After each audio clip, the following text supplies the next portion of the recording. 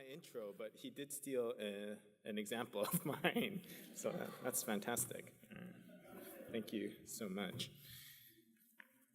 And I remember reading a story about the rules of a particular monastery, specifically the rules around the monastic bell. And every monastery has a large bell that dictates the schedule of the monks. But for this particular monastery, there was this emphasis that whenever the bell rang, all the monks would have to drop whatever they were doing. And they would have to immediately go to the particular activity that the bell instructed them to go to. So whether it was in the schedule, it was time to pray and the bell rang, they had to drop whatever they were doing and go pray. Whether it was to eat a meal and they heard the bell, drop everything, go to supper, work, study, or sleep. And the monks would have to respond immediately to the sound of the bell, make their way to the designated task for a particular reason. And the idea was that when the bell was rung, you were being called to the task at hand, and you had to go. Not because you wanted to, but because it was time. And the idea around the ringing of the bell was to discipline the monks, to stretch their minds, their hearts, and their lives to understand that their time was not really their time. Everything, all of it, it was God's time. And so they had no control over their time. All of us, whether we like it or not, we are all influenced by time. Am I late? Am I early? P. Steve told me I have to finish by 11:26. Am I going to be able to finish? Will I be done in time? We are all slaves to time, all burdened by it. But to be frank, we rarely think about how we think about our time, about where it goes and how to make the most of it, how to prioritize our time, how to spend it wisely. And yet it's a resource that we all are given. All of us are given this resource of time. And it is the only resource where week by week it is given to us in absolutely equitable amounts. We are all given the same amount of time. We cannot help that some people are better looking than others. It is a burden that some of us have to live with. It's not a joke. Some people have more money. Some people can throw a baseball better. Some people can hit a curve better. Some people can play an instrument better. It's not fair. It just is. But all of us had the same amount of minutes this past week. Now, we don't know how many minutes we will have in our lifetime, but in the past week, everyone has had the same. And today, we will all have the same. The next week, all our hours will be identical. How do you and I think about how we spend that time? It's a question to ask as our whole life is structured, not just into seasons and months, but weeks, days, hours, half hours, and even minutes. And today's Psalm 90, reorients our understanding and thinking of our time. Take a look at verse 1 with me. It reads, "Lord, you have been our dwelling place in all generations." If you have a physical Bible, the superscript will tell you that this psalm was written by Moses, which means that this psalm is the oldest of all the psalms. And though we don't know the exact context in which Moses was writing this psalm, you can imagine the comfort and security that Moses felt when he penned these words, "Lord, you are our dwelling place, our home, our shelter, our refuge." The comfort and security that would have brought to not just Moses, but all of Israel, because you remember their story, Israel was promised their own land, their own home. And they're clenching onto that promise because that's the Lord's promise to Father Abraham. And as they are holding onto this promise, all of a sudden they find themselves in a foreigner's land, in Egypt, as slaves. Where's our home? And then they find themselves powerfully delivered. And Moses has front row seats to all of this, and he watches it unfold. And he's like, finally, we get to go home, only to find themselves in the desert for 40 long years. Again, they have no place to call home. But it is in this context, probably, in this uncertainty, that Moses can pen the words, Lord, in you we have our home. In you we have our comfort. In you we have our security and refuge. And yes, that is a truth that we can find solace in. And it's a beautiful truth. But Moses' emphasis is actually not on that truth. Because he continues.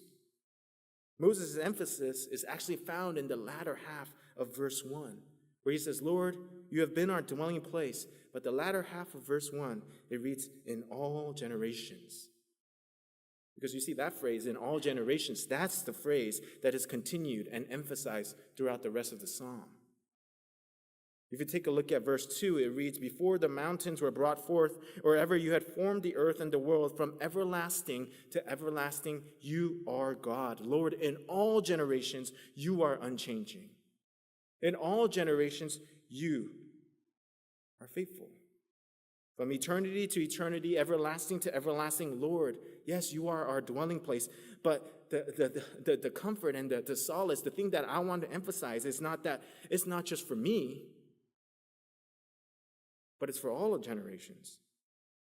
You are the dwelling place for my father, too, and my father's father, for Abraham, for Isaac, for Jacob, Noah, since the very first man, Adam. Lord, you have always been there.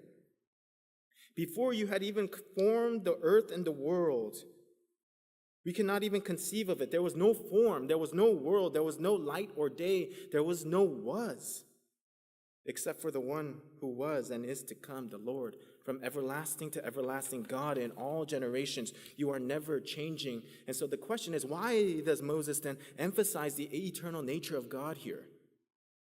Why does he want us to understand that so clearly? And we'll see it unfold in the rest of Psalm 90. Moses emphasizes the everlasting and eternal nature of God because he wants us to see ever so clearly the brevity of human life. God, you are eternal. We're temporary. We're just dust. So Moses starts because he wants us to see the stark contrast between the two. Look at the flow of the psalm and the bouncing back and forth here. Take a look at verses 1 through 3. Lord, you've been our dwelling place in all generations. And then we'll just go to verse 3. It reads, you return man to dust and say, return, O children of man. Do you see that contrast there? And now in verses 4 to 6, he works to unpack that point. Look at verse 4. It says, for 1,000 years in your sight are but as yesterday when it is past, or as a watch in the night. Even if you were to live 1,000 years in the presence of God from his vantage point, that's a day. Or more specifically, it's a watch in the night. And that phrase was used to describe a brief 4-hour span that people were in charge of during the night. Even if you lived 1,000 years. The fact is, we don't even live close to that. Moses himself writes in verse 10 that all things considered, hopefully maybe you and I will get 70 years. Maybe. If you're really strong, 80. Some of us, maybe 85, maybe 90. It's nothing. Verse 5 and 6, our lives, they're swept away like a flood. Our lives are like a dream. Our lives are like grass that in the morning it's green, but by the evening it's SoCal grass. It withers. It's faded. And what is the point of all this imagery? The point is to impress upon to the reader, impress upon to you and I, that the human life is really short. Shorter than we think. And the Bible is full of language and imagery that illustrates this truth. It's not just Psalm 90. James 4:14 compares our life to a mist that appears for a little time and then vanishes. Psalm 39:5, behold, you have made my days as few handbreadths. My lifetime is nothing before you. Job 9:25-26, my days are swifter than a runner. They flee away. They see no good. All of it pointing to the simple and clear truth life goes by fast. The human life is short. Here's the example that P. Steve stole from me. Right here. So you know what's funny? When I saw that Psalm 90, that was the text for this Sunday, it took me a second, but as I was preparing for it, I realized pretty quickly, I did this passage.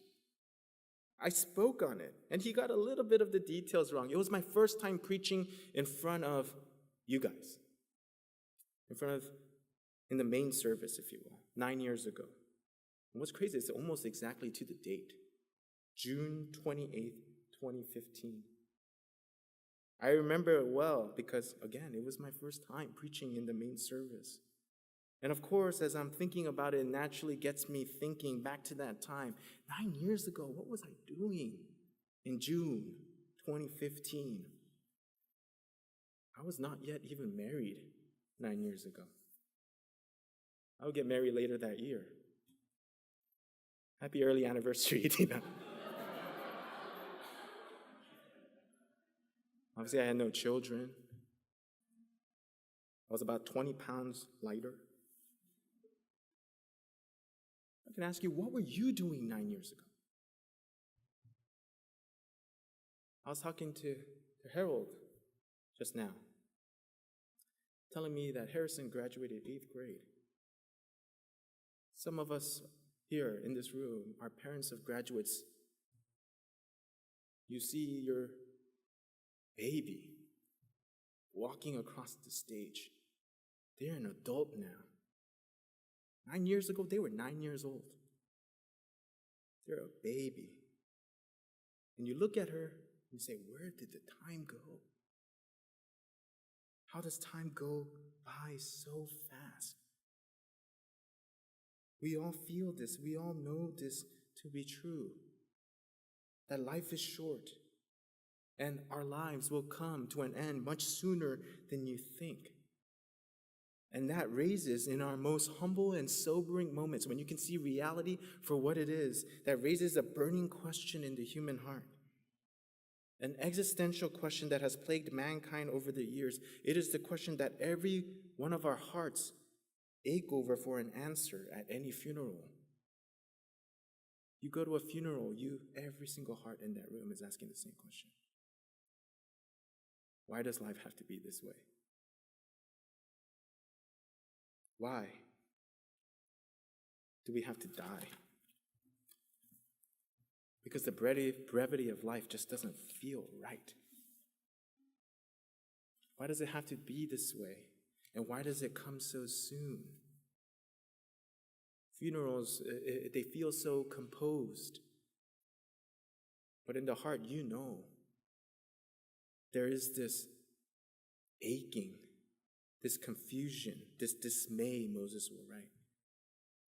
Dylan Thomas, the poet, wrote these words, and I feel like it captures the sentiment of every heart at a funeral really well. He wrote these words as he watched his fire dying.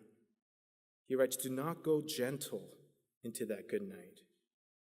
Old age should burn and rave at the close of the day. Rage against the dying of the night." It's not fair. Why is there even such a thing as death? How could life be this way? Well, verses 7 through 11 provide for us the uncomfortable answer to that question. Take a look at verse 7 through 11 with me. We'll kind of just jump around. Verse 7, "For we are brought to an end by your anger. By your wrath we are dismayed." Verse 9, "For all our days pass away. Under your wrath we bring our years to an end like a sigh." Verse 11, "Who considers the power of your anger and your wrath according to the fear of you?" Verse 7, 9, and 11, it gives us an explanation to the brevity of the human life. The Lord's anger. But we must be careful, as it is easy for us to misunderstand what Moses is talking about. When in verse 7 he writes, "We are brought to an end by your anger," it's not God looking down at us, occasionally angry toward you and I during our life because we messed up. He's not looking down at us like some malevolent God trying to teach us a lesson. because he's upset with us, and so he cuts our life short because he's unpleased with the way we live our lives. That's not what God is doing. That's not what Moses is talking about. What Moses is referring to is a decision. It's a judgment call that God has made in his righteous anger, in his righteous judgment toward sin. And it is the result, and the result of that decision is our mortality, and thus the brevity of our life. There's a clue to this that Moses gives us back in verse 3. If you take a look at verse 3 with me, it reads, "You return man to dust and say, 'Return, O children of man.'" I wonder if you recognize that language because it's used in another portion of the Bible. If you can turn back with me and turn your attention to the screen to Genesis 3:19, the context of which this is the Lord. He is speaking to Adam and Eve after they sinned, the first sinned. They partake in the forbidden fruit, and the Lord is executing and pronouncing judgment, righteous judgment against Adam and Eve. And he says, "By the sweat of your face you shall eat bread till you return to the ground, for out of it you were taken, for you are dust, and to dust you shall return." In Psalm 90, Moses is alluding to Genesis 3, to the curse of death in Genesis 3. Which, by the way, who wrote Genesis? Moses did. Moses has in his mind the curse of death, the righteous judgment that God made on Adam and mankind. Why? For their sin. That's why there's a reference to our sin in verse 8. "You have set our iniquities before you, our secret sin, in the light of your presence." You see how verse 8 helps to explain verse 7 and 9. "We are brought an end to your anger, by your anger, All our days pass away under your wrath." Our mortality, the fact that we have to die, the certainty of death. Why? Direct result of God's righteous judgment and consequence of your iniquity, of my sin. It's a result of our sin against God. And it puts the human condition in dismay. Why, God, does this have to be the case? Why? Why? We are confused. We don't know what to do. Why is life so short? You're thinking, geez, John. The sermon, if you look at the sermon series, it's called Make a Joyful Noise, John. Get with it. Where's the joy in all of this? Come on. Well, Moses will continue. Take a look at verse 12. "So teach us to number our days that we may get a heart of wisdom." Moses, once again, is reiterating what he has already said. Our days are numbered, Lord. And so Moses takes that truth to highlight for us, then what does that mean for us to live our lives now? In this short temporary life, teach us to number our days, Lord. Why? So that we might get a heart of wisdom. We want to live our lives, short lives, wisely. Life is short, and everything is at stake in this short life. Our lives are like this. That's it. And the shortness of our lives, it forces us to ask and consider, why are we here? How should I live? What is this life about? Why is it so short? Why is it filled with toil and trouble? Why is it filled with difficulty? Why is life so hard? And Psalm 90 calls us to take a deep, sober look at life and realize the truth. Yes, life is short. It is filled with toil. It is filled with trouble. It will soon be gone. And the place to go with that truth is not pretense. It's not, okay, well, not for me. My life is fine. That's not the place you go. You don't go to that place understanding life is short, that it's filled with toil and trouble, and just give up your hands and you end up in despair or cynicism. I don't care then. Fine, whatever. This life is going to be hard. Forget it. It'll be over soon. That's not what Moses says. He says you take that realization, you take that truth, and you go to wisdom. Please notice that verse 12 is not, life is short. So live your best life now. Some people say that. They write books on that. live your best life now. It's not life is short, so get all the best things you can. It's not life is short, so travel as much as you can. You have to go here before you die. It's not go eat this. You have to eat this. You absolutely have to before you die. It's not life is short, so YOLO. That's not what the psalmist says. In fact, he probably would say, not YOLO, it's YALT. You actually live twice. Our short life with a lot at stake, so don't be foolish and limit your life to experiences, accomplishments, adventures, or cynicism. Use this short life for your second life. Use it to prepare for the really, really, really long life. Because you get two lives. One is a dot, and one is a very, very, very long line. Use this dot of a life to prepare for eternity. Teach us to number our days so that we might get a heart of wisdom, that we might use this life to prepare well for eternity. What does that look like then for Moses? What does that look like for you and I? Well, the answer is here in verse 14. Satisfy us in the morning with your steadfast love, that we may rejoice and be glad our days. How do we count our days and live with a heart of wisdom? We can live with a heart of wisdom when our satisfaction is found only in God's steadfast love for his children. Verses 1 through 11 reminds us life is short. And it's short because of the righteous judgment of God against his people. We are brought to an end by his anger. Our mortality, the brevity of our lives, are a direct result. It's a consequence of our iniquities and sin against God. Moses knows this, and yet there's a sudden turn in tone in verse 13. He's laying all this out, and in verse 3, there's just a cry of desperation, a plea for mercy. He shouts, he writes, "Return, O Lord, how long? Have pity on your servants." The translation for that is, God, do something. Don't just leave us here. Have pity on us and be merciful to us. And the rest of Psalm 90 is actually a cry for mercy. It's Moses continually pleading with God. Verse 14, "O Lord, satisfy us." 15, "Make us glad." Verse 16, "Let your work be shown to us." Verse 17, "Let your favor be on us." And all these petitions, the heart of all these desperate prayers, is summarized in verse 14 when he says, "Satisfy us in the morning with your steadfast love." That phrase, steadfast love, the word in the original language is the word hesed. It is simultaneously a powerful and precious word. You'll see it translated in your Bibles as mercy, kindness, goodness, faithfulness, loyalty. And here, that's hesed, steadfast love. It is a word that carries so much weight, and thus it is difficult to translate appropriately. But the idea of hesed speaks of God's eternal, unbreakable, unchanging commitment to love his people. That's hesed.